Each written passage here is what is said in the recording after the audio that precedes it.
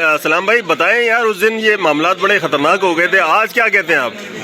वो खतरनाक होने की वजह मैंने तो बताई कि कल वही आदमी कहूँगा कि बिलाल भाई मेरे छोटे भाई हैं, मेरे मोहल्लेदार हैं।